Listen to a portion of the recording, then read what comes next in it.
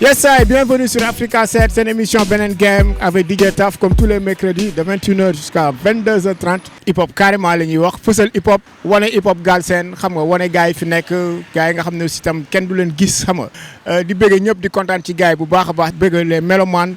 les graffeurs les danseurs ñëpp ñu ngi leen di ziar bu baax a baax gis ngeen fu ñu nekk ñu ngi ci tali bi tey génn ci mbedd bi comme ni ma leen ko waxee. vacances yëpp dañuy génn dem seeti gars yi dem fekki ci gars yi mais tey moom dama génn ci mbedd bi pour fekki ci sama gan. nous vient de Mauritanie xamul fu muy ñëw dafa réer ma ne caméraman bi kañ dem koji ko fekk ko ci mbedd bi ànd ak moom wanaale ko secteur bi waxtaan ak moom mu wax ñu hip hop Mauritanie nu mu demee xam nga waaw ñu xool ndax hip hop Mauritanie ak hip hop Sénégal parce que gars yi gëj nañ def ay featuring gëj nañ def ay affaire loolu yëpp on va poser la question ndax ba léegi loolu mun na nekk parce que gis nañ ne hip hop bi vraiment dafa compliqué xaw ma dafa dee xaw ma nu mu demee noonu mais maa ngi bëgg ñëpp di kontaan ci téléspectateurs yi di kontaan si ñëpp di leen wax ne Benen Game nii lay demee surtout gars yi nga xam ne dañuy partager émission bi vraiment di jàpp ci émission bi bu baax a baax DJ Taf mi leen di bëggee bu baax di leen wax ne mention spéciale à vous waaw di kontaan ci yéen bu baax a baax da leen partager da leen jàpp ci émission bi bu baax a baax tey on a un gars qui nous vient de Mauritanie il s'appelle Jobal Art c'est un gars boo xam ne Rosso la nekk di def hip hop xam nga di def musique carrément mais nañ dem seeti ko dellu si waat léegi DJ Taf.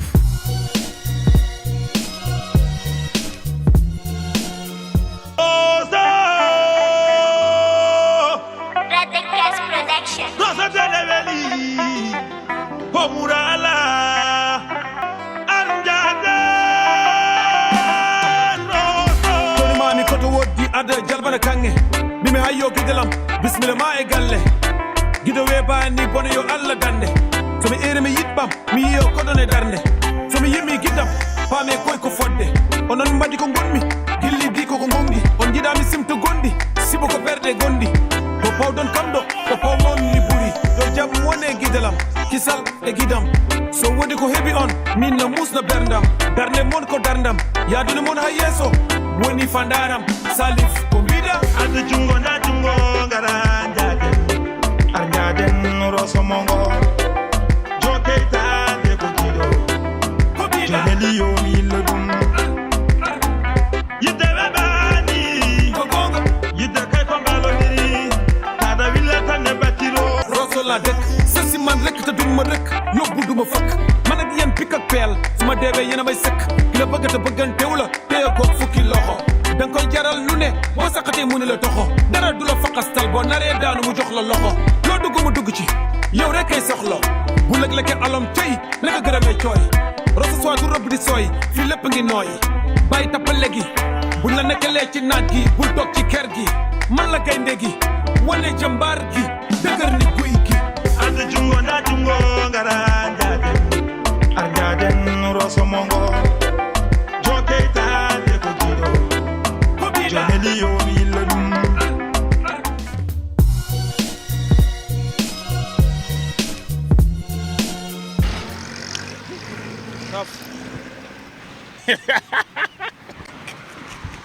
mais Jobal maa ngi ziar bu baax a baax. maa ngi lay ziar bu wér di la jaajëfal di la kebe. mais da nga réer moo tax ma ñëw jël si la wala. waaw non réeru ma sax xam nga yow moom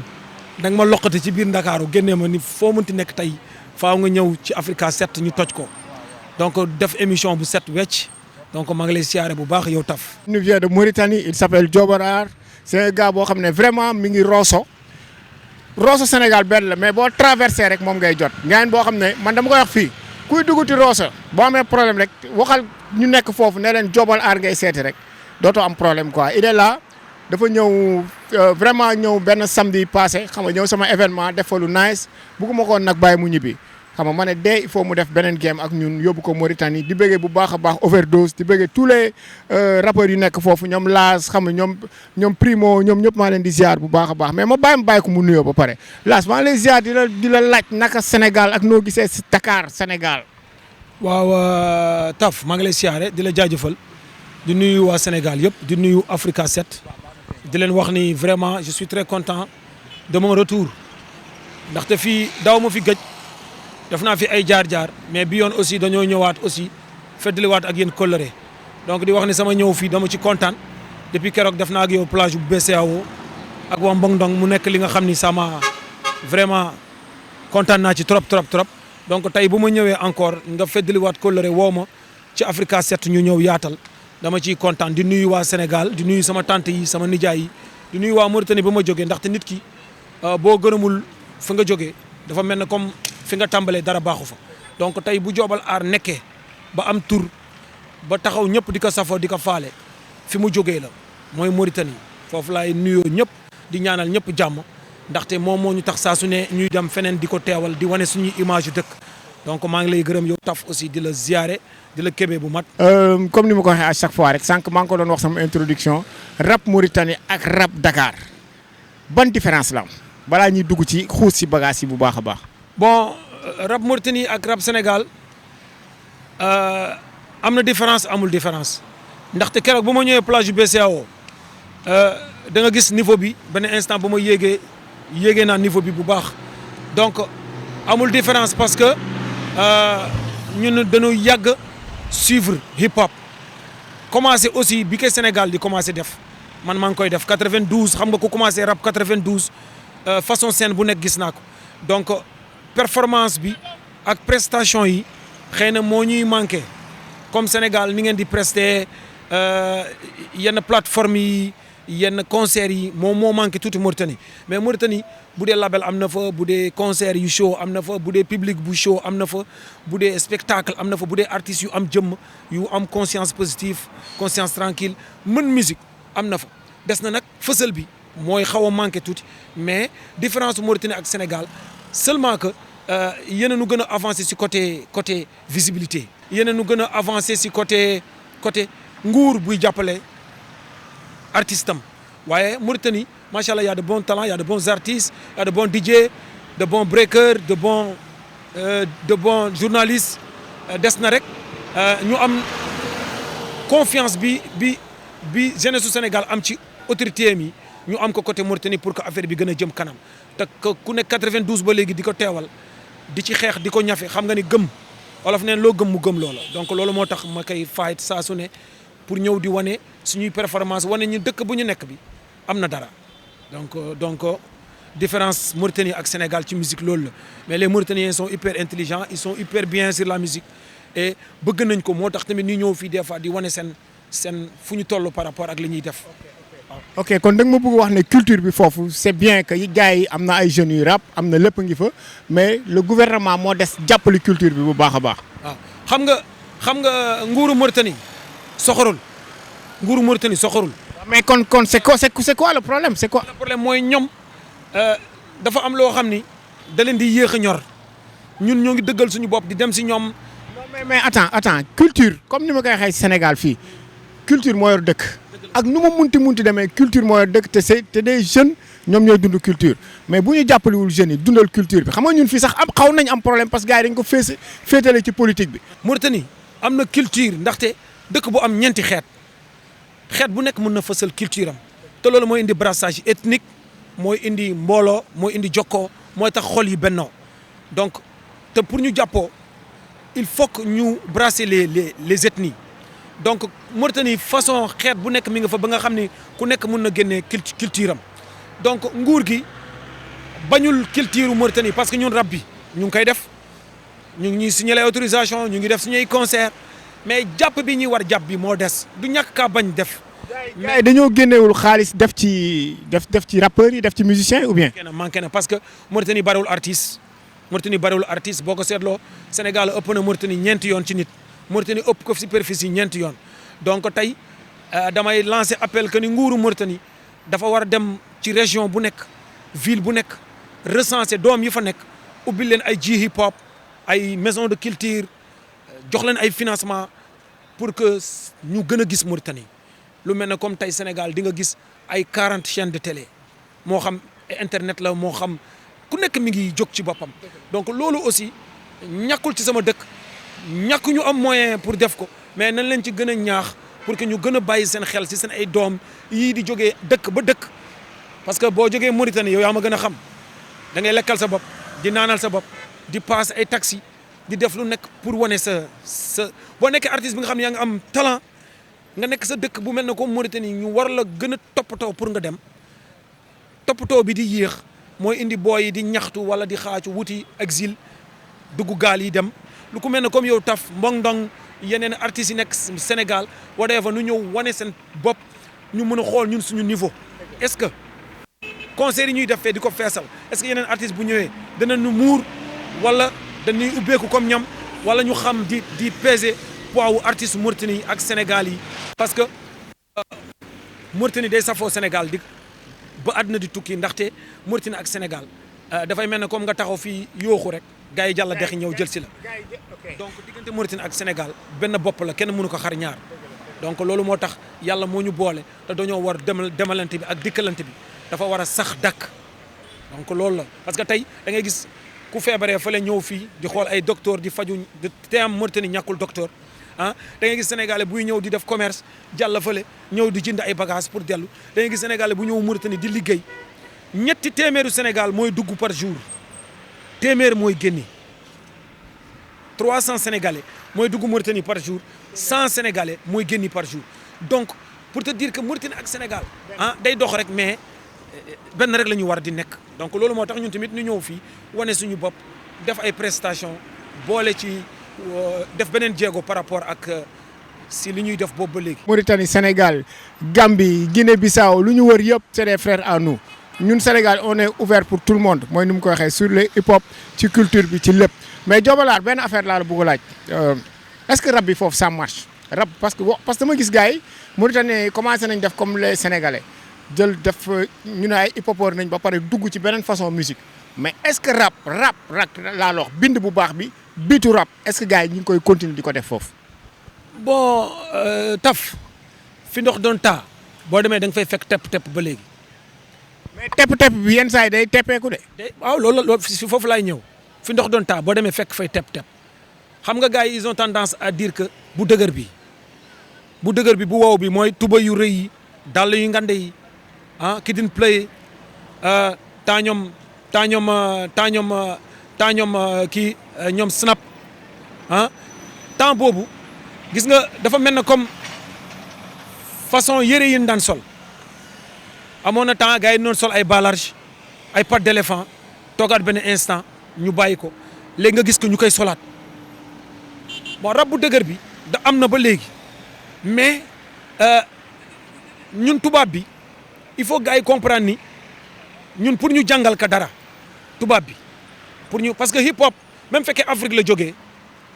suñu maam yi doon ñaxtu ñu jàpp leen esclavage yóbbu leen di leen sonal di leen traité ñu nekk ci toolu café yi ak yooyu di ñaxtu ñu ni di jox seen cri de cœur moo indi rap révolution armée de parole di ñaxtu sa ay métit bu demee ba yàlla def mu delluwaat Afrique ah sawaay taf il faut que benn balafon génni parce que ci Afrique la bokk il faut que benn kora génni il faut que benn xalam génni il faut que benn tama génni ndaxte yow taf mënoo nekk rappeur ni bëggoo dégg bitu mbalax si sa biir son nee ma lu tax parce que bi nga juddoo j'espère que kenn ngénte woo loolu hip hop bi nga juddoo dañ la ngénte ay tama géwél bi dafa ñëw tëgg gars yi fecc donc boo demee ba mag nga bëgg ko bañ day xaw a doy waar mun nga teg bitu mbalax fekk na da ngay ŋàññ mun nga teg bitu mbalax fekk na da ngay woote lu dëgër parce que maa ngi koy dégg juste si nit dof mu koy wax que ni mun nga am sa originalité di teg ay sonoru mbalax di def ay rythme Afrique si sa biir son mais tout le temps bu hip hop dañ man joo soo ma fekkee ci cadre hip hop foofu laa gën a mëne texte bu riche am lyrics am vibes am ay rhymes yu baax mën a yeete mais bu ma ñëwee ci beneen level parce que am na koo xam ne gëmul hip hop am na koo xam ne dafa gëm nga bégal ko ndaxte dafa ñëw mi nga am stress dafa ñëw mi nga am problème mu xol buy metti dafa nekkoon ak copine am mu war ko nga war ko mun a wayal benn son bi nga xam ne da koy bégal boo ko tegee ci hip hop mu dëgër da koy gaañ donc da ngay mun des fois di alléger son bi musique mooy dem da ngay xool par exemple benn Ngaaka Blindé bu commencé hip hop di rap mu ñëw léegi son yi mujj yëpp dafa am ay bitu mbalax affaire bi la bëgg a jël jaayi ko parce que tamit il est temps que artistes yi am kër am ay étage am ay compte bloqué am oto yu rafet réussir mais pas tout le temps di concentré wu que rab bu dëgër bi ngay def te public bi lay war di fekk si day bañ di ñëw trop te il est temps que affaire bi jënd ak njaay la day mel na nga yor sa télé war ci génnee son ak image yi gën a baax war ci génnee li nga xam ne mooy tax sa télé dox mais su fekkee tout le temps da ngay génnee luy naqadi nit ñi bu yàggee bu ñu taalee sa télé duñ koy zappé donc rappeur bi artiste bi tamit na concentré wu ci li muy def bañ def foo dëgg mais aussi li ngay woy mu nekk li nga xam ni day ñëw ak ay thèmes yi nga xam ni société bi dinañ ko soxla pas nga def taasu pour da ngay taasu pas nga def fecc foo pour da ngay woy fecc foo fekk na nga def li nga xam ne nit ki dina ko sentir bu si ñaar bañee ñett dinañu nangu donc art tamit munoo def ba ñëpp jàpp ni li ngay def yëpp baax na parce que bu amee ñuy bëgg am na ñuy bañ man keroog ba ma gisee waa Mbong Ndong xam naa ni das hip hop seen façon colin seen doxin seen underground seen ay gaam da ngay comprendre ni fii ñëw nga feneen donc ba ma ñëwee dama leen bismillah ci sama son cour roof pour wan leen ni maa ngi ak yéen waaye du ma tere man sama matière musique leneen lu ma bëgg a def ma def ko du tere ñoom tamit lu ñu bëgg def ñu def ko parce que mënu nga ñëw Mauritanie ëllëg ma invité la nga ñëw xool public bi fekk na loolu ngay bëgg ñoom bëgguñu ko boo si defee benn bu nga bëgg bi da nga leen di may tamit parce que da ngay wut beneen tànk donc c'était juste ça moo tax li ngay wax moom mooy rap deewul fu mu nekkoon la nekk ba léegi ndaxte am na yenn texte yu crédible boo ko tegee man am na ay son dinaa concert yi ngay teg yi fii bu mu fi ñëwaatee dinaa la gën a tegal yeneen vibes yi nga xam ne parce que Sénégal tamit dañuy dund hip hop parce que ñiy dëggu yi ci affaire bi ba léegi ñu ngi ciy dëggu ñi koy seetaan ñi nga xam ne ñoo ngi koy kébee ba tey ñu ngi ci donc affaire bi question de gëm-gëm la ak conviction. sa présentateur bi laa bëgg mu ñëw Lil Dia. Lil Dia waaw et Lil Dia come on parce que moom mi ngi fi. waaw ñu dugal ko tuuti ci émission bi waaw ma ne ñu dugal la tuuti ci émission bi parce que yow da nga ñëw spécial di wax ne man ak moom ñooy nekk ci rajo bi tous les dimanches de 14h à 16h pour def émission rap carrément parce que man taf ku ma xam musuma def émission man kese ci rajo damay soxla kenn koo xam ne dafay divertir affaire yi comme ni ma ko waxee à chaque fois bàyyi nga nuyu gars yi. waaw salaamaaleykum suñu téléspectateurs yi ñuy seetaan su téléspectateur Africa 7 TV maa ngi leen di bëggee di la bëggee yow it DJ Taf di bëggee en fan waa beneen game yi di bëggee Jobal Rap tey di bëggee aussi Kulikum ki nga xamante ne fan DJ Taf nga fan Jobal Rap wala fan Sister Lil Dia. ok yow da nga déplacé wu tey si tournage bi pour bëggee Jobal Art lan nga koy wax. moom muy jóge Mauritanie. waaw Jobal moom amuñu luñ ko fayee parce que diggante Mauritanie ak Dakar wala diggante Mauritanie ak Sénégal dafa sore donc mu bàyyi yitteem yëpp xam nga ñëw si li nga xamante ne tey moo doon suñu événement bi ñu def le samedi bi passé mu ñëw def prestation bu cool ñu ne déetawaay ñu nga invité ko si sa émission bi nga xamante ne moom mooy beneen game fii si Africa 7 kon kii amuñu lu dul fay ka artiste bu am talent la nag gis nañ si moom talent bi nga xamante ne gaañ talent bu yàgg la da koy yàgg job moo tax bi mu ñëwee si kaw scène bi yëngal ka ñëpp ñi nga xamante ne tey jii dañuy show love rap donc yow da nga leen di gis ñu ñëw di bëggee ak moom donc moom ñu ngi koy jaajëfal bu baax te di ko wax ne que yoon bi donc mu ngeek moom quoi game bi mu ngi si loxam quoi yeah. Jobal dégg nga lu la Lil Dia wax témoigner lu nice parce que yaa fi nar ñu waaw. Lil Dia moom ma sànni la si ñaari wax rek maa ko fansal sama bopp ndaxte nit ki moom jigéen bu mën góor la ndaxte dama toog seetaan nu muy presté si kaw scène di yéegee artiste ma xam ni farfaralul fenn parce que artiste bu nekk rek jox na ko gëddam yéege ko yéeg bu mu war a yéegee man loolu laay gërëmee Lil Dia ndaxte gis naa ni mënoon na ni xamuma Jobal Art mais nu ma doon présenté dafa mel ne comme sama frère bi nekk Mauritanie bu ñuy wax DJ yu ma koy saluer de passage dafa mel ne comme sama frère yeneen DJ yi nekk Mauritanie parce que nit ki bu la bëggee nga nekk ci xolam bu lay présenté même bu la xamul même boo leen amee ay loo ak parparloo boo leen amee ay xulo heure liggéey bu jotee daas liggéey rek moo am mun naa am ak yow problème étant artiste mais su ma la waree présenté dama lay présenté mais sama xuloo man ak yow na continuer donc yooyu yëpp aussi dafa baax ci wane ni DJ yi des fois da ngay gis kii di yëkkati kii di wàccee kële man kii mooy sama artiste te loolu baaxul ci DJ donc vraiment moom bu nekkee jigéen di ko def di nekk master of ceremony di présenté ci kaw ay scène te yow tamit loolu yëpp nga bay ci waar bu rëy taf dañ ciy kontaan te nañu xam ni bientôt dinaa ko boole ak ay mbokkam DJ yi nekk Rosso Mauritanie ñu bokk prestation bokk place jël numéro am partagé ko ak ñi nekk fële affaire bi gën a yaatu ndaxte vraiment diggante Mauritanie ak Sénégal demalante bi ak dikkalante bi comme ni mu la ko waxee dafa war a commencer di gën a bare waaw te loolu yëpp incha allah man gis naa samay moromu artistes yu bare yuy ñëw mais dañuy def seen ay affaire bopp dem toogi mais man dama bëgg li may def bu ëllëgee dinaa jël ay ñeent juróomi nit ay artistes di indi juróomi DJ di indi yéen tamit di jël di xëcc di yóbbu pour que affaire bi am lu muy ñuróol demalante ak dikkalante boobu mu am solo am avancement donc loolu vraiment ñu ngi lay ñaanal bu baax yàlla yokk la jaajëf. waaw loolu rafet na témoignage boobu mais dañuy def benn affaire dañuy dem def rubrique mbedd parce que dafa am waxtaan à chaque fois boo xam ne dama koy jox waa mbedd bi laaj leen question ci hip hop bi dañuy dem seetaan rubrique mbedd ñu dellu si waat léegi ci plateau bi. waay.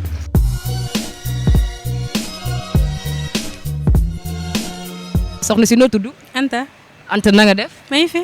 yaa ngi si jàmm. ça va alhamdulilah. noo dundee tey tàngaay bi. ah tàng na trop moom franchement. ñun tamit ñu ngi koy dund parce que daa tàng mais dañoo dox ba dajeeg yow Anta ma am ay laaj yu ma la bëgg laaj maanaam nan nga gisee musique rap Sénégal.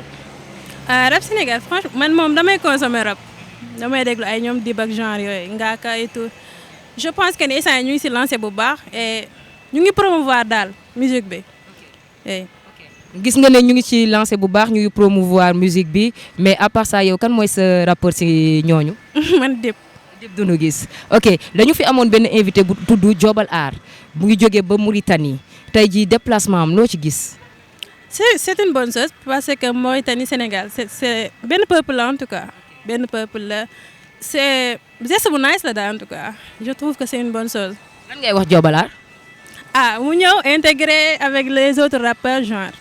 xam ne dëkk ñaari peuple yëpp benn la. ok diggante Mauritanie ak Sénégal. benn peuple la. ayca merci beaucoup Anta kontaan naa merci voilà donc Anta moom lañ fi dajeel fii ci tali bi xam nga du ñàkk tamit ñu laaj leen ay question di wax gars yi ñu ngi ak yéen si biir Africa 7 ak beneen game. Kura.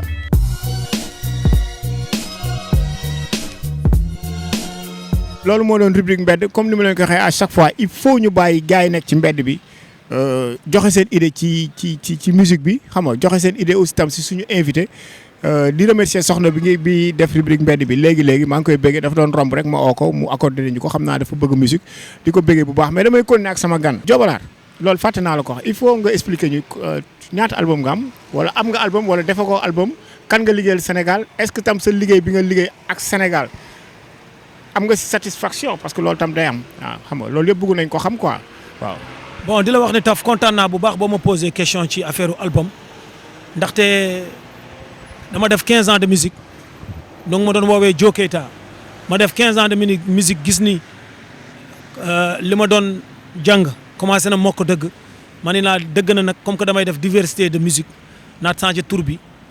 tuddee tur bi Jobal Art te balaa may tuddee sama bopp Jobal Art dem ci waxtaan ak grand frère yi waxtaan ci ak famille bi ñu xool tur boobu war na mën a sore travailler pour l'art Jobal maanaam liggéeyal art bi. ba tey ci laa nekk di ko bay en 2009 ma ñëw fi Sénégal yàlla boole ma ak Simon bu Bif Big Cleen. kon jot nga ñëw Sénégal nii. waaw 2009 yàgg na loolu du léegi ah. 2009 laa ñëw ak sama équipe def fi weer ak lu topp ci weeru koor liggéey sama premier album tuddee ko Bul Tay def ko ci 99 record en 2009 donc loolu mooy premier projet bu ma génnee ak Simon génnee 500 exemplaires yóbbu ko Mauritanie mu jeex fi ma dëkk Rosso ma jox sama frère xaalis mu dellu si waat ci Simon dupliquer encore yeneen 500 exemplaires maanaam jaay naa ci 1000 exemplaires ci premier album. est-ce que am nga si satisfaction. satisfaction bi mu si am bi mooy carte d'identité artiste album la tudd artiste bu amul album baaxul ndaxte buñ la nee artiste nga yàgg nga ci waar bi est-ce que am nga album nu lay laaj donc man am naa album en 2009 tuddee ko Bul Tay satisfaction bi mu si am mooy sama dëkk fi ma dëkk consommé nun ko bëggee naa ci ak ñoom dëkk bi mu ko génnee Sénégal ak fi mu ko génnee fi fësal buñ mu war a fësal bi moo des donc 99 record ma leen saluer de passage foofu laa xamee Simon foofu la ñu gëjee bon waroon nañu aussi ak 99 record ñu gën ma dooleel gën ma yokk parce que album soo ko génnee pour man boo ñëwee ci label signé contrat fay sa xaalis label bi dafa war a topp album bi mais loolu aussi manqué na ci côté hospitalité wu Sénégal ndaxte artiste boo ko génnee da nga koy continuer di ko lancer parce que bu dee produit bu baax nga def parce que pour man waroo jël xaalis fekkee produit bi bon la donc parce que produit bu génn sa label sa turu label mooy dem te bu fekkee produit bu bon la baaxul ci yow donc ma nekk artiste bi nga xam ni 2009 bi ma génnee album ba tey fi ma dëkk maa ngi wane sama doole wane sama njàmbaarte wane sama bravoure ndaxte ñëpp man la ñuy bëggee di ma safoo di ma faale ma am jàmm ak samay frères artistes am jàmm ak ñëpp donc en 2009 loolu laa liggéey muy album ma tuddee ko Bul Tàyyi après en 2011 ma defati beneen album taf 3 ans après. waaw fii laa ko defee ci Peak Sound studio kon da nga dellu si waat Sénégal. Sénégal teewul ni nag album yëpp Mauritaniens ñoo koy composé lan moo tax ñuy ñëw Sénégal di fi génne album du ñàkk Mauritanie mën a def prise wala mix wala master mais duplicata moo tax ñuy ñëw fii di defaale album mais boo seetloo instrument yi ki koy tëgg ki ñi koy prise de voix yi ñi koy record ñi ñëpp Mauritaniens yi dañ ciy bokk après bu ñu ko liggéeyee lenn la lay gën a bare li mooy def Sénégal mooy duplicata temps yooyu matériel yuy dupliqué amul woon Mauritanie donc ñun on était obligé ñëw fii def BSDA def sa hologramme wala def yooyu pour mën a protéger sa œuvre donc loolu ma 2011 ma def ko ak Peak Sound studio 2009 du moins bu may def album way na ak Pakotine dem si yàlla si. yàlla na ko yàlla yërëm. amiin way ak Amadia son bu ñuy wax Serigne Touba way ak Fafadi jàmbaar ca waar wa way ci ak Simon sama benn xarit bu ñuy wax Cheikh Fadil yàlla na ko yàlla yërëm xare ko àjjana donc mu nekk 4 duos yu ma defoon ci premier album bi. deuxième album bi ma ñëw aussi def ko yëmbal Peak Sound studio waa Attantrap ma leen saluer de passage ñëwaat Mauritanie album bi yëpp dox jeexati donc pour te dire que dëkk bi ma dëkk ñu ngi may solliciter di ma béggee après nag bu ma paree 2011 génnee deuxième album si laa def 3 compilations. 3 compilations. première compilation ma jël booy yu gënoon xarañ Magadaan jël Petit Mass jël Voix du Peuple jël LSK jël artistes yu gënoon xarañ ci période. amoon na ay sénégalais woon. non. Mauritanie compilation yëpp. Mauritanie. promouvoir Mauritaniens yi ak fi ma dëkk Rosso parce que man Mauritanien la mais lu gën a bare ci li may def mooy fësal fi ma dëkk parce que boo nekkee ambassadeur sa dëkk ñëpp di la déglu di la safoo di la faale di la wuyu munoo lu dul jàppale sa dëkk pour mu am visibilité bu ma defee compilation bu tuddee ko Rosso foo toll lu tax Rosso foo toll ndaxte nit ki dama ko tuddee le bilan tu as fait 2 albums et nga def 3e produit benn compilation nga tuddee ko Rosso foo toll lu tax Rosso foo toll mooy nit ki mënoo liggéey te defoo bilan le Rosso mooy fu ma dëkk foo en anglais mooy fu mu ci olof parce que boo ko liiree 4 ngay wax mais da nga koy lire comme olof foo Rosso foo toll kooku mooy sama turu label l'artiste Jobal Art fu mu toll yow taf mbang yow taf record yow taf prod foo toll ba léegi taf mi ngi promouvoir artistes yi di leen jàppale di leen avancer loo fa la taf toll donc c'est le bilan même borom kër bi am jabar am doom mu juddu ci am ay njabootam fu mu toll boobu ba léegi est-ce que jabar ji mi ngi barke kër gi est-ce que kër gaa ngi naat. première compilation Rosso foo toll ma teg ci benn at génnee 2e compilation jël sama rakk yi jigéen yi muy Miss Eben muy Ndat bu non muy Siste Dixa muy Siste Collé ak Daliane bi nekk Amérique ma def ak ñoom 2e compilation tuddee ko. ñëpp ay Mauritaniens aussi. Mauritanienne tuddee ko jigéen ñi ci la ñu bokk il faut pas oublier comme Siste Dia bii di Lil Dia bii di def di présentatrice donc jigéen ñi ci la ñu bokk muy 2e compil mu nekk compilation bu marqué Mauritanie te son yëpp naa la ko jox nga koy teg ci rajo bi ma def 3e compilation xool jeunesse bi nga xam ni dañuy nekk ay xale di promouvoir art bi di avancer te amuñu ndeysaan seen mag yi da ngay gis benn mag tey di nga gis artiste bu mag Sénégal booy bu ndaw ñëw nga war ko jàppale pour def ak moom duo nga koy bañal loolu c'est pas bien un artiste renommé dafa war a jàppale nouvelle génération bi pour que ñoom tamit ñu fël la du question xamuñu dara wala parce que yow foofu nga jaar donc pour man da nga war a toog di jàpp ak ñoom caayin da nga war a toog di leen jàppale di leen may ay bés di toog seen wet di leen may ay son su boobaa booy yi xam ne way naa ak Joe way naa ak Youssou Ndour par exemple mu nekk li nga xam ne dafay màggal artiste ci biir dëkk t'as compris donc tey bu ma defee loolu ma def 3e compilation tuddee que la relève mooy nouvelle génération bi nga xam ne ñu xoolam booy yu gënoon xarañ def ak ñoom compilation boobu mu nekkoon 3e compilation bu ma def après nag si laa créé festival Afia man ak benn groupe bu ñuy wax Sénérim bi nga xam ne Rosso Sénégal la dëkk festival bi muy dox ci jàmm Rosso Mauritanie ak Rosso Sénégal ndaxte di nga gis yaay buy yeewoo fële Sénégal bëgg ñëw Mauritanie ñu koy téye ci problème mu këyit. waaw gars yi dañuy am problème yu grave dégg naa ci. Mauritanien bu bëgg a jàll côté Sénégal ñu koy téye ci këyit bu sew te warul seen ñoom ñaar dañu war di demalante di dikkalante waroon bokk sax benn carte d'identité waroon bokk sax benn xaalis mais bu nu yàlla teqalee loolu yëpp demalante ak dikkalante bi dafa war a yomb donc ñun artistes yi waxtaan suñu biir daf benn festival bu ñuy wax Sénérim Rosso ak Mauritanie ak Rosso foo toll festival baa ngi tudd Afia muy dox ci jàmmu Mauritanie ak Sénégal donc boobu ba léegi maa ngi ci di préparer aussi yeneen i level dellusiwaat Sénégal pour teg fi yeneen tànk xool yeneen artistes yi xarañ di leen mën di dugal Mauritanie ndaxte sama dëkk soxla na yenn festival yu mag soxla na yenn prestataires yu mag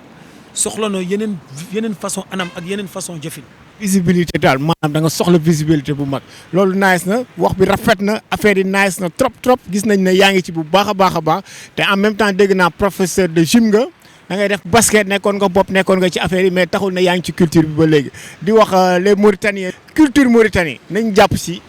li ngay def waaw nañ ci jàpp un jeune boo xam ne vraiment mi ngi ci école yi nekk professeur de gym xam nga ba pare nekk ci musique bi kooku dañ ko war a jàppale quoi. lu mu la bëgg laaj est-ce que da ngay préparé waat album da ngay préparé waat vidéo sa vidéo yi ñu ngi koy teg télé ba waaw télé bi kontaan nañ trop ci vidéo yi ñu yónnee ay vidéo yu rafet la est-ce que da nga nekkaat ci projet est-ce que da ngay préparé waat affaire wala da nga bëgg Sénégal xam la surtout ci vacances yi nga nekk nii. pour l'instant man samay affaire man Jobal Art mi ngi sa loxo taf ndaxte yow yàlla moo def nga bëgg ma naw ma safoo ma faale ma donc lii yëpp yow donc man wutatuma di génnee album. parce que am naa ci li nga xam ne bu mu koy yebbee fu nekk dañ ciy gis seen bopp donc benn son bu ma def en 2002 wala 2003 su ma ko tegee tey Sénégal dama ciy cartonné donc di génne ay son rek daf lay sonal li ma yor laay promouvoir gars yi seetaan ko clip yi ma dencoon laay génnee gars yi seetaan ko donc Mauritanie li mu fa doon def naa ko donc damay ñëw côté Sénégal aussi pour am beneen tànk yàlla may ma aussi ma génn dem extérieur mais pas dem pour toog di dem di ñëwaat loolu laa bëgg di taxawal ay affaires yu rëy donc maa ngi seen loxo maa ngi fii maa ngi Mauritanie saa su ne buñ ma soxloo dinaa ñëw di prester Mauritaniens yi di ñëw di prester Sénégalais yi di prester te sama ñëw fii mën a yokk yeneen rakk tamit yi nga xam dañooy bëgg ñëw ci Africa 7 ma boole la ak ñoom tamit ñu wane seen bopp te loolu yëpp mu nekk linku entre Taf Jobal Art ak yeneen i anam. bëggal ma Charles bu Thiès ñu ngi koy bëggee bu baax kooku ku ñàkk ki ñaan la ku baax la ba léegi mi ngi may vocal donc wane ne nit bu la soppee amatuloo fayam lu dul da nga koy bàyyi ci loxo yàlla Charles ku baax la di bëggee aussi Gigi bu Thiès di bëggee festival 2H ci Rosso di bëggee ñëpp ñi nga xam ne dañuy safoo Jobal Art di ko faale di ko dund ki nga xam ne sax neexuma la yal na la yàlla may nu mu lay neexee parce que man ñëpp ma neex su ma nammee di ñaanal nit lu bon ci musique am bu muy def wala ci lu muy def yàlla man lu may wut ba ma réussir ci loolu parce que nit ki boo weexee xol boo demee da ngay dajeeg ñu weex xol ak yàlla jàppaleel parce que sama ñëw fi Sénégal lu bare c'était pas prévu mais bés bu nekk ak beneen affaire ba tey ci beneen game donc ni ñuy ñaan yàlla sa numéro yi mu nekk numéro yu continuer nga am si sa wune am si sa jàmm am ci sa salaam ndaxte Taf yow ku ñàkk ki ñaan nga di bëggee aussi sama caméraman bi nga xam ne saa su ne mi ngi jël dàll yi di jël kaw ba suuf waaw mi ngi xam naa. vidéo yëpp moo ko dugal sa vidéo. xam naa mi ngi naan waaw mais grand bu njool bi nag yàlla moo ko sàkk mu nekk ki nga xam ne vraiment dafa ñëw pour wane que ni Mauritanie am na dara waaw dinañu lakk naar dinañu lakk tukulóor dinañu lakk olof dinañu lakk sarxule ndax. foofu laa bëggoon ñëw sax parce que il faut nga nuyul ma waa Mauritanie nga wax gars yi si boppam nañu ñëw DJ Taf mi ngi fi te man bëgg naa ñëw Mauritanie incha allah di wax ne tam sama label la nekk léegi à partir d'aujourd'hui saa mi ngi Taf Prod ku ko soxla rek na jaar ci man lakkal ma leen naar jàpp si rek parce que moom ay gars yu nekk koñ ma naar lañ dégg. salaamaaleykum ahli Mauritanie raayna shakarkum نسلمكم حتى نقولكم ذاك معكم جوكيتا جوبال آر ساكن في لوغارب راين هون في السنغال جاي كيف تو لي زارتيست موريتانيين نعد لقايه معنا نتكلم عن موسيقى. الموسيقى تعرف أنه نحن الموريتان فاسلين فيه ونبقوا حتى ونختار اللي الوزارة الصحفية تطرحوا البال أولادهم يطرحوا البال حتى باسكو نحن جاي من القارب والقارب بلاصة تعرف أنه ما شاء الله تركتهم لباس بهم في يلي يعدلوا دونك يالتكم تطرحوا البال الشباب القارب يبقوا موسيقى والمينيستر دو لا كولتور يالتك تخرص راينا شاكرينك حتى ما يالتك تخرص هاي الفنانات تم تطرح فيهم البال تقيس كل دولة كل قبيلة كل بلاصة كل حد فينانسي باسكو نحن نجيو للسنغال ناس راهم ما شاء الله مرحين بكم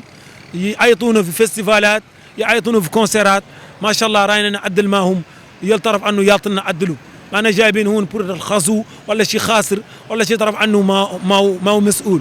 دونك الحمد لله راينا شاكركم تموفر نسلمكم نقول لكم انا اولادكم ساكن في القارب اسمي جو كيتا ان شاء الله رايني هون مع مون فرير تف في افريكا 7 وراني نسلمكم حتى ونقول لكم ان شاء الله حد فر دور تجي هون في دكار يجي تليفون عليا ان شاء الله دور نبريزانتي له تف كوم سا يجي تم يعدل مع شي من ايميشن باسكو راجل فاضل ومتعدل وما لا يبدل ان شاء الله مرحبا بكم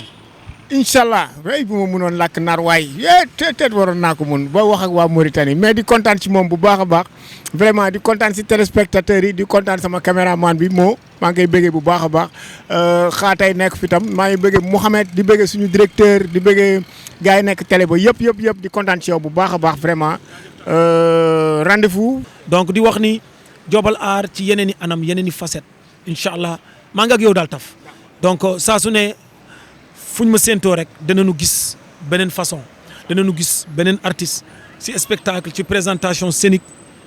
ci mën scène ci nekk ci sportif bu mën scène parce que artiste du woy rek mais sa prestation ak ñi ci bàyyi la xel ci li ngay def donc incha allah li may wax ci mbokku Sénégal yi mooy nañu jàppoo gën xàjjoo nañu déggoo gën xuloo nañu yëgoo gën feewoo nañu diisoo gën yeyoo nañu bokkoo gën weetoo nañu booloo gën tasaaroo bu leen ci kenn dindi doole Mauritanie ak Sénégal taxaw temb song liggéey galgal jekku daaneel ak wëttu wu rëy Mauritanie jaaxle Sénégal jaaxle aar boppam jafe suuf di boy xar yi takk fu bët xol jooy xiif di rey ëpp di alak luñ ci teg gën di torox bu leen ci kenn dindi doole Mauritanie Sénégal doom ànd taxaw temb song liggéey. waaw loolu nice na di jox gars yi rendez-vous comme ni ma koy defee à chaque fois tous les mercredis à partir de 21h sur Africa 7 seen émission beneen game DJ Taf la woon jaaroon nañ fi nee nañ